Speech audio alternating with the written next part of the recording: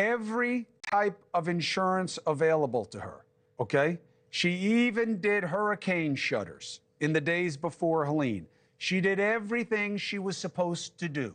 Then Helene came and Milton came and she filed her claims. She was smart enough that if people came up and said, just sign this and I'll get it done for you, those are scammers. But now she is a victim of what is known in that world as slow walking claims. Why?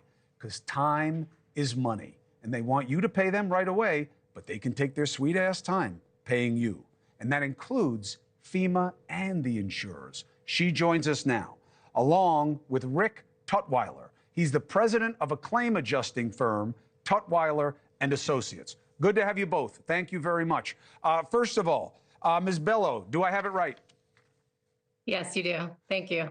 And what are they telling you about why you have to wait? Well, you know, it's interesting. You started the show by saying standing up and standing in, and I am standing up for all of the Florida residents who may face this, who are facing this, and I was standing in the storm. It's amazing to me the complexity of everything that's required for making insurance claims, FEMA disaster claims, SBA disaster claims. It's a second full-time job for me, honestly. And I hope we stay away from politics because everyone that's helped us has helped us regardless of their political party affiliation. But it's been quite a wild ride. It really is a full-time second job.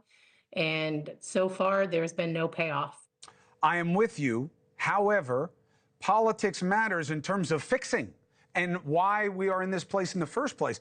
I have been hearing similar stories about North Carolina, and those people like you, right? You're able to handle it. You look great. You know, you're able to kind of get back on your feet, handle it. You have a lot of people there who are completely overwhelmed by their circumstances. So the last thing they can do is wade through this. I want to bring you in, Rick, because my understanding is that Florida was one of the states that wanted to make the market more competitive, which is a good thing, by inviting in more insurers. But part of the carrot to get them in was a cap rate and a mitigation structure, reducing their risk to litigation in the state of Florida. So now you have a situation where people who want to go after them aren't going to find as deep a pocket by state law, because that was a trade-off trying to get in more insurers into the marketplace. You know this business so well, theory and practice. What's your take on it?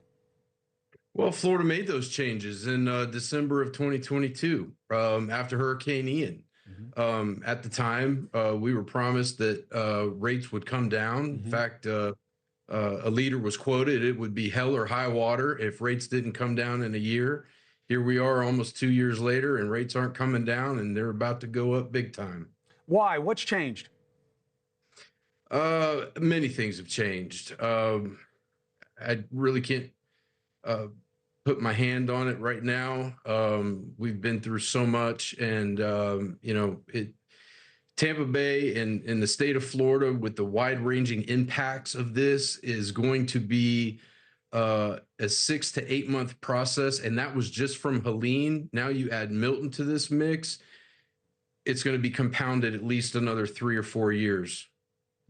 Well, you know, if I'm allowed to. Go ahead, Bridgette. I just want to say the road to hell is paved with good intentions, right? I mean, they were trying to get additional insurers to come into the state, and that was the intent of the bill that was passed. But there's always unintended consequences to things that are done, and the unintended consequences is that people like myself and others who are dealing with the storm feel like we have no recourse at this point. We can't sue because anybody that's going to represent us because of that repeal of that law is going to take 20 to 30% of the proceeds. There's not as much money there.